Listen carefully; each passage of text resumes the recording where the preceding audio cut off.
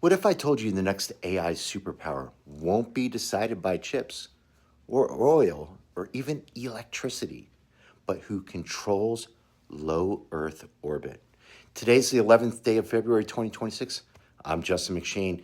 Thanks for spending part of your morning with us at geopoliticsunplugged.com. Here's your deep dive for February 11th.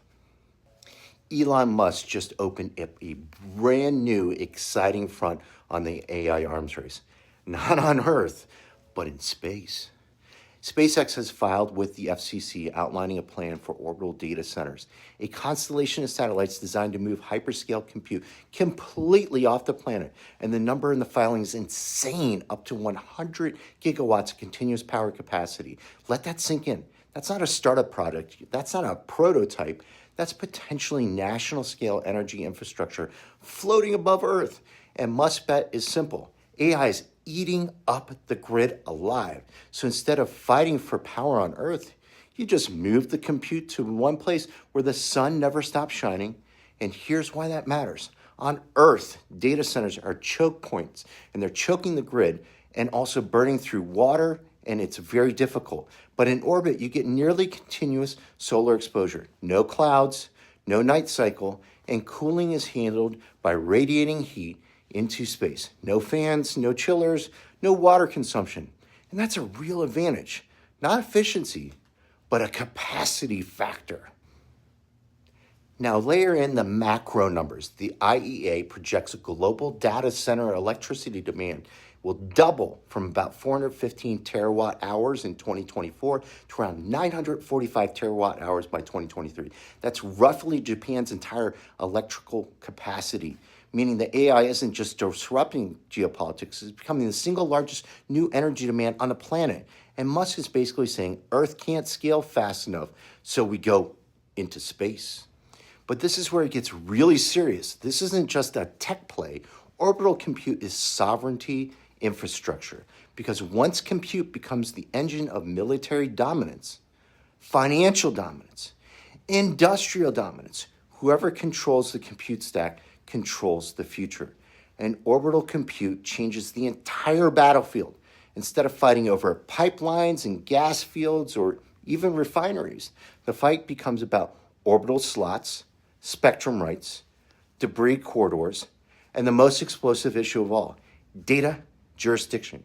Because whose laws apply to a server farm floating over the Pacific? And once that question exists, every major power starts racing to answer it with force. And yes, there's China. There's always China.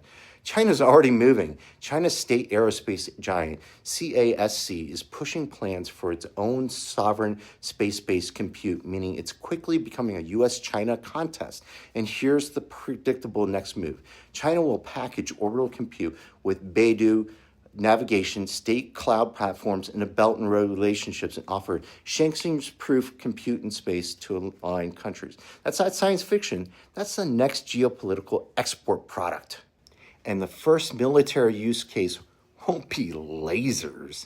It'll be hardened AI-driven ISR, meaning real-time satellite imagery processing, signals intelligence fusion, autonomous targeting pipelines, battlefield modeling, all running above terrestrial disruption, above cyber sabotage, above grid failures, and above missile strikes. Orbital compute militarizes by default. Now, does this actually work at scale?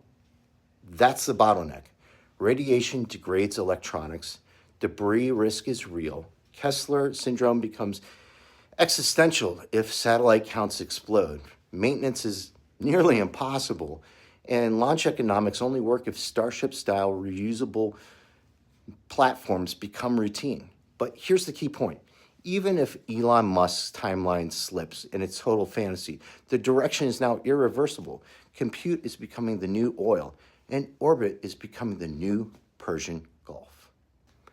The first country that controls orbital compute controls the next industrial revolution. And that's your deep dive for today. You can read the full, long, deep dive at geopoliticsunplugged.com. 15,000 plus people read it every morning, and you should too. Click subscribe now to stay in the know. See you next time. Cheers.